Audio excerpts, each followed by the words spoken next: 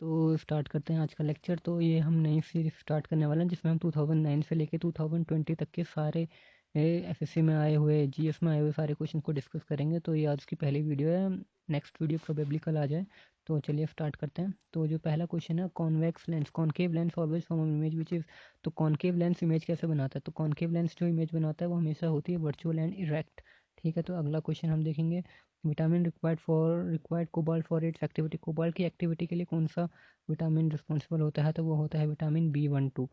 ठीक है, तो नेक्स्ट क्वेश्चन देखेंगे। तो constituents of the tear gas, one of the constituents of the tear gas is chloropicrin. Chloropicrin में आपको याद रखना है, ये एग्रीकल्चर में भी यूज़ हो जाता है और मिलिट्री से यूज़ करती है किसकी जगह? टीयर गैस समझ के। और इसका फॉर्मूला क्या होता है? इसका फॉर्मूला होता है Cl3CnO2। ओके, ये बात आपको याद रखनी है। Next question, the modulus of rigidity. Modulus of rigidity होता क्या है? मॉडुलस ऑफ रिजिडिटी होता है shear stress upon shear strain. तो shear stress upon shear strain, shearing stress upon shearing strain. Option C is the correct answer. Shear stress upon shearing strain is the modulus of rigidity.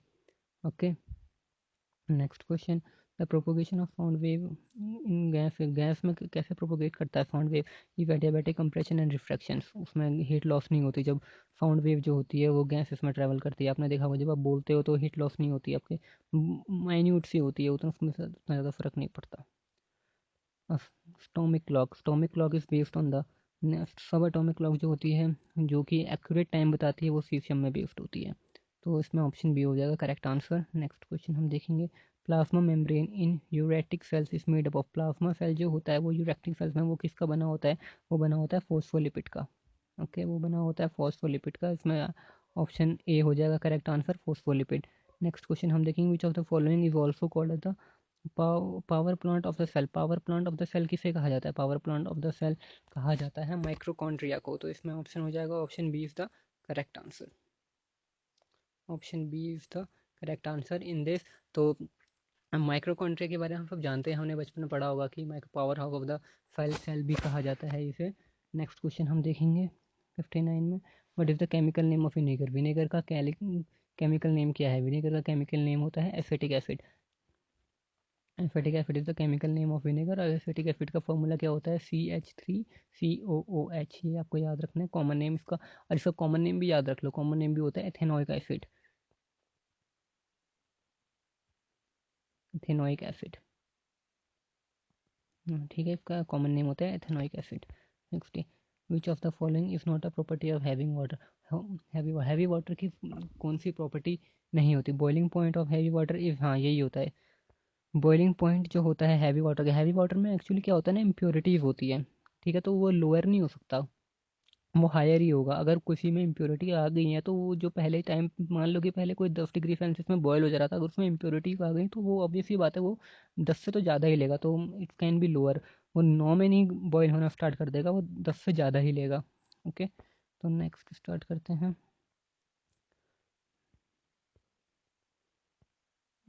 एक minute, चलिए। Okay, तो ये start करते हैं। विच of the following process is energy. Energy release किस में होती है? एनर्जी हम सबको पता है, फोटोसिंथेसिस में एनर्जी रिलीज नहीं होती, एब्जॉर्प्शन में एनर्जी रिलीज नहीं होती, इंजेक्शन में नहीं होती, रेस्पिरेशन, रेस्पिरेशन में एनर्जी इज रिलीव्ड। हम सांस लेते हैं, सांस छोड़ते हैं, इसमें हमारी एनर्जी रिलीज होती है। Animal living in the tree trunk में रहने वाले एनिमल्स को क्या कहते हैं? उनको हम कहते हैं अबोरियल। हाँ, अबोरियल, उनको हम कहते हैं arboreal. Next, arrange the following in the chronological order. सब तो हाँ, इसमें हमें अलग अलग डेंसिटीज दिए, तो सब ये याद रखना। सबसे पहले आया था गुलाम वंश, ठीक है। फिर आया था फिर आया था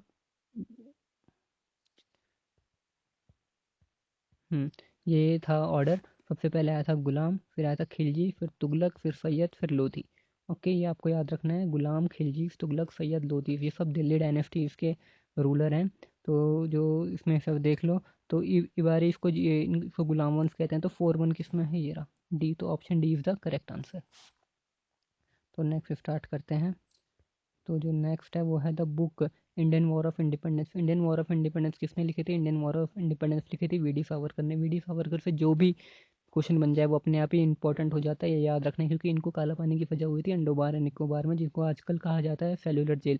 इन्होंने किया क्या था, इनको इन्होंने बेसिकली 2 सीक्रेट सोसाइटीज़ बनाई थी। एक थी अभिनव भारत सोसाइटी और एक थी यंग इंडिया सोसाइटी, जो कि इन्होंने अपने भाई जीडी सावरकर के साथ मिलकर बनाई थी 1904 में। ये आपको याद रखना है। ओके, तो नेक्स्ट क्वेश्चन देखते हैं। Who was the founder of servant of India society? Servant of India society के फाउंडर कौन थे? वो थे गोपाल कृष्ण गोखले। तो इसमें आएगा option A is the correct answer, Gopal Krishna Gokhale. Okay, तो next question, the term caste is drive from. तो कास्ट जो है वो कहाँ से ड्राइव किया गया है? तो कास्ट वर्ड जो है वो पोर्टुगीज वर्ड है, ठीक है, जिसका मतलब होता है group. The term greater India denotes. Greater India किसको डिनोट करता है? ग्रेटर इंडिया एक कल्चरल यूनिटी को डिनोट करता है। आपने देखा होगा इंडिया में अलग अलग कल्चर के लोग रहते हैं, तो cultural unity is the greater India.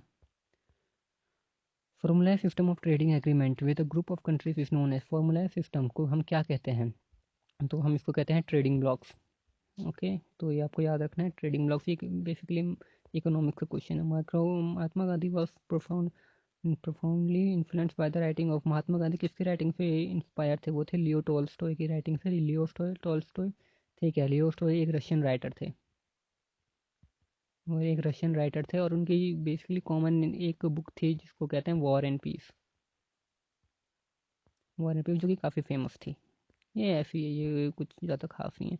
Seismic sea waves which approach the coastal. हम तो सिस्मिक वेव्स तो सुनामी कहते हैं, सबको पता है, जापान में आते रहती है।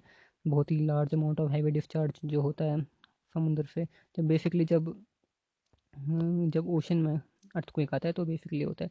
Depression formed due to the deflating action of the wind is called. उसको deflating action of the wind से जो डिप्रेशन हुआ है उसको हम क्या कहते हैं? उसको हम यार्डंग कहते हैं। तो सबसे बड़ा यार्डंग आपको कहाँ मिलता है? सबसे बड़ा यार्डंग मिलता है कोलोराडो में। ये आपको ये मैंने बताया था शायद, कोलोराडो में पहले एक नदी थी कोलोराडो, अब वो ट्रेंच बन चुका है, उसको हम कोलोराडो ट्रेंच भी कहते हैं।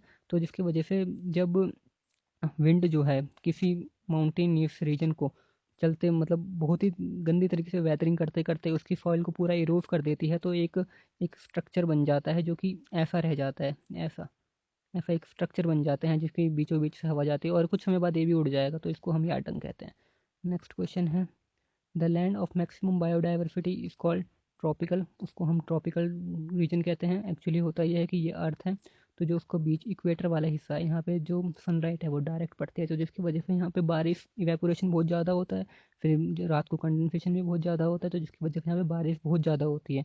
तो मैक्सिमम बायोडाइवर्सिटी यहाँ पे देखी जाती है, क्योंकि यहाँ पे बहुत ही ज़्यादा जंगल होते हैं। इक्वेटोरियल रीजन में बहुत ज़्यादा जंगल होने की वजह से क्या होता है, बहुत सारी अलग अलग तरीके के जीव हमें यहाँ पे मिलते हैं, तो मैक्सिमम बायोडाइवर्सिटी वाला क्षेत्र बन जाता है इक्वेटोरियल वाला प्लेन। और input frequency for full wave rectifier be and then the output frequency. अगर एक फुल वेव रेक्टिफायर क्या कहते हैं? n/2 कर देता है, तो इसमें ऑप्शन आएगा ए, n/2 हो जाएगा। ठीक है, heat transfer horizontally with in the atmosphere called. अगर हीट जो है वो हॉरिजॉन्टली ट्रांसफ़र हो रही है, हॉरिजॉन्टली ट्रांसफ़र हो रही है किस में? एटमॉस्फेयर में, तो उसको हम क्या कहेंगे? उसको हम एब्जॉर्प्शन कहेंगे या एडवेक्शन कहेंगे? उसको हम कहेंगे एडवेक्शन। ओके, तो इसमें आएगा ऑप्शन डी। देखिए, एब्जॉर्प्शन, कंडक्शन और कन्वेक्शन में फ़र्क क्या होता है? एडवेक्शन में होता यह है कि हीट जो होती है वो ऐसे ट्रैवल करती है इस तरीके से, और कंडक्शन में क्या होता है, वो ऐसे ट्रैवल करती है। ये आपको याद रखना है। Indian standard time related to. Indian standard time क्या है? इंडियन स्टैंडर्ड टाइम है 82.5 degree east longitudinal. Okay, next question, who is rightly called the father of local self government. Local self government के फादर किसे कहा जाता है? Local self government के father कहा जाता है लॉर्ड रिपन को। लॉर्ड रिपन को कहा जाता है। अगर आपसे पूछेगा कि पंचायती राज का फादर किसे कहता है, तो उसमें अगर गांधी ऑप्शन हो तो गांधी में लगा देना। ठीक है, directive principle of the state policy was adopted from. तो डीपीएसपी किससे लिया गया है? डीपीएसपी आयरिश कॉन्स्टिट्यूशन से लिया गया है। Option D is the correct answer. Which is the second nearest star to the earth. Earth के सेकंड नियरेस्ट स्टार कौन है? तो पहला स्टार है जो कि अर्थ के सबसे पास है वो है सन, दूसरा है प्रॉक्सिमा सेंचुरी। एस्ट्रोनॉमी का question. The following form of government, दो following the two form of democracy. तो दो फॉर्म डेमोक्रेसी की कौन कौन सी होती हैं? एक होती है पार्लियामेंट्री, एक होती है प्रेसिडेंटल। पार्लियामेंट्री कहाँ कहाँ है? पार्लियामेंट्री है इंडिया में, ब्रिटेन में। प्रेसिडेंटल कहाँ है? प्रेसिडेंटल है यूएसए में। Okay, next question, which is the extra constitution body. Extra constitution body language commission constitution body है, कॉन्स्टिट्यूशन में है उसका प्रावधान, इलेक्शन कमीशन का भी है प्रावधान, फाइनेंस कमीशन का भी, प्लानिंग कमीशन के लिए कोई भी आर्टिकल नहीं है कॉन्स्टिट्यूशन में, तो it is extra constitutional body. The prime minister of the India, इस prime minister of the India कैसा होता है, इलेक्टेड होता है, नहीं होता, अपॉइंटेड होता है, हाँ बेसिकली अपॉइंटेड होता है। अपॉइंटेड कौन करता है प्राइम मिनिस्टर ऑफ इंडिया को, करता है प्रेसिडेंट, अपॉइंट करता है, नॉमिनेटेड तो बिल्कुल भी नहीं होता। विच of the following is not an all India service, all India service इनमें से कौन नहीं है, एंड इंडियन एडमिनिस्ट्रेटिव सर्विस भी बिल्कुल ऑल इंडिया सर्विस है, पुलिस सर्विस भी ऑल इंडिया सर्विस है, फॉरेन सर्विस जो है वो ऑल इंडिया सर्विस नहीं है, वो सेंट्रल सर्विस है, ये याद रखना। फॉरेन सर्विस को लोग हमेशा सिविल सर्विस या ऑल इंडिया सर्विस मान लेते हैं, जो कि ऑल इंडिया सर्विस नहीं, वो सेंट्रल सर्विस है। नेक्स्ट क्वेश्चन करते हैं, the forest in Sundarban is called, Sundarban के जंगलों को क्या कहा जाता है, मैनग्रोव कहा जाता है। इसमें क्या है, noise is measured in the, noise किस में मेजर करते हैं, डेसिबल में मेजर करते हैं नॉइस, सिंपल है। चलिए नेक्स्ट देखते हैं। ओके चलो आओ इसमें देखते हैं। Who among the following capture his third consecutive national billboard title, तो ये बेसिकली ये उसका क्वेश्चन है, ये तुम्हारे मतलब का क्वेश्चन है नहीं, ये 2009 के करंट अफेयर का क्वेश्चन है, जब आंसर आया था इसका, तो ये पंकज अडवाणी इसका करेक्ट आंसर है। The Messenger satellite launch by NASA is to study, Messenger satellite जो नासा ने लॉन्च करी थी वो किसको स्टडी करने के लिए करी थी, वो मरकरी को स्टडी करने के लिए करी थी। What is the name of the ship that sank near the birdy port in September 2009, ये भी उस समय का क्वेश्चन है करंट अफेयर का, ये तुम्हारे मतलब का क्वेश्चन नहीं है, ये नहीं आएगा, वैसे उसका नाम टेड्रोस था। वो among the following have been honoured with the prestige, ये दादा साहिब फाल्के अवार्ड, ये भी करंट अफेयर का क्वेश्चन है, जो कि तुम्हारे मन मतलब का नहीं है, पर इसका आंसर होगा मन्ना डे। अन इंटेलिजेंट टर्मिनल है, इंटेलिजेंट टर्मिनल में क्या होता है, वह माइक्रो प्रोसेसर होता है, but can not be programmed by the user, हाँ यही होता है। हमें इंटेल का देखा होता है, इंटेल में जो है वो स्मार्ट माइक्रो प्रोसेसर है, जो कि इंटेलिजेंट टर्मिनल है, उसमें क्या है, उसमें माइक्रो प्रोसेसर तो है, बट वो प्रोग्रामर के द्वारा नहीं होता, वो अपने आप प्रोग्राम होता है, कुछ एप्लीकेशन सॉफ्टवेयर होते हैं उसमें जो हमारी एप्लीकेशन को रन करते हैं। Okay next, which of the following is not a method of estimating national income, national income के लिए कौन कौन से, नेशनल इनकम के लिए कौन सा मेथड नहीं है, तो नेशनल मैट्रिक्स मेथड भी डेफिनेटली जो है वो यूज़ नहीं होता। तो नेशनल इनकम हम किस किस मेथड से कैलकुलेट करते हैं, तो नेशनल मेथड इनकम मेथड करने के लिए मेथड है, पहला जो है वो प्रोडक्ट मेथड है, दूसरा जो है इनकम मेथड है, तीसरा जो है एक्सपेंडिचर मेथड है। एक्सपेंडिचर ये है पहला, इनकम है दूसरा, और एक्सपेंडिचर है तीसरा। इन तीन मेथड से हम नेशनल इनकम को एस्टिमेट कर सकते हैं, बट मैट्रिक्स मेथड कहीं पे भी नहीं है। The monetary policy in India is formulated bye, monetary policy जो इंडिया की वो किससे फॉर्मुलेट होती है, वो होती है आरबीआई से, रिजर्व बैंक ऑफ इंडिया से।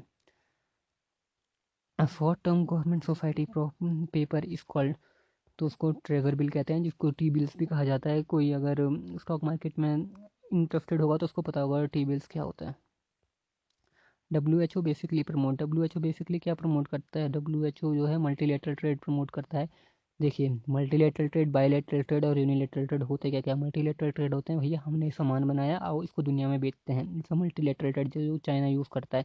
यूनिलेटरल ट्रेड क्या होते हैं, दो कंट्रीज़ के बीच में समझौता हो जाता है कि मैं जूते बनाऊंगा तेरे को बेचूंगा, तो सॉक्स बनाना मुझे बेचना, इट्स अ बायलेटरल ट्रेड। और एक होता है यूनिलेटरल ट्रेड, यूनिलेटरल ट्रेड को प्रमोट कर रहे थे डोनाल्ड ट्रंप, नाटो से अपने आप को खींच लिया, और ये ओपेक से अपने आप को खींच लिया इराक, तो ये सब उनको वो प्रमोट करे थे यूनिलेटरल ट्रेड को, मेक अमेरिका ग्रेट अगेन वाला सिस्टम था उनका। Under which market condition do films have access capacity, तो एक्सेस कैपेसिटी कहाँ पे होती है, मोनोपोलिस्टिक कंपटीशन में एक्सेस कैपेसिटी होती है, ये इकोनॉमिक्स का क्वेश्चन है, आपको ध्यान रखना है। Price theory is also known as, price theory हम किस में पढ़ते हैं, प्राइस थ्योरी हम माइक्रो इकोनॉमिक्स में पढ़ते हैं। At present India is following, अभी इंडिया क्या फॉलो कर रही है, इंडिया कर रही है फ्लोटिंग एक्सचेंज रेट, ये फॉरेक्स का क्वेश्चन है, अगर कोई फॉरेक्स में इंटरेस्टेड हो तो उसको पता होगा। Who among the following won the, ये भी करंट अफेयर्स का क्वेश्चन है 2009 का, इसका आंसर गौतम गंभीर था, उस समय वो गजब फॉर्म में थे।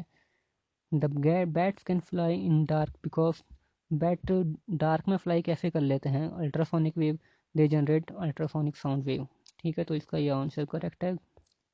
अल्ट्रासोनिक की वजह, अल्ट्रासोनिक जो होती है वो हेल्प करती है उनको। कहना what changes will happen to blow of ice and water, keeped exactly 0 degree Celsius. अच्छा, तो क्या होगा जब आइस को और वाटर को एक साथ 0 डिग्री सेल्सियस में रख दिया? तो 0 डिग्री सेल्सियस में रखने से क्या होगा भैया? कुछ भी नहीं होगा, आइस आइस की वैसे की वैसे रहेगी और पानी वैसे का वैसा ही रहेगा। क्यों? क्योंकि पानी को आइस में कन्वर्ट होने के लिए लेटेंट हीट चाहिए जो कि उसे मिली नहीं है, और आइस को पानी में कन्वर्ट होने के लिए लेटेंट हीट चाहिए जो कि वो भी उसे मिली नहीं है। तो नो चेंज होगा, no change will happen. Option C is the correct answer. ठीक। नेशनल इनकम क्या होती है? नेशनल इनकम होती है national product at market price, नहीं होती national product at factor cost, ये होती है बी होती है करेक्ट आंसर। नेशनल इनकम होती क्या है? हमने कितना इंपोर्ट किया वो देखते हैं, हम इंपोर्ट किया, हमने कितना आउटपुट किया वो देखते हैं, और जितना जो बचा उसको हम एक फैक्टर से इंटू करते हैं, जिसके बाद हम नेशनल इनकम निकालते हैं। तो ये थे आज के क्वेश्चंस। अब नेक्स्ट 50 क्वेश्चंस मैं कल लेके आऊँगा। तो आशा करता हूँ आपको वीडियो पसंद आया हो। पसंद आया तो लाइक शेयर सब्सक्राइब जरूर करिएगा, और चैनल को सब्सक्राइब करना। थैंक यू, धन्यवाद।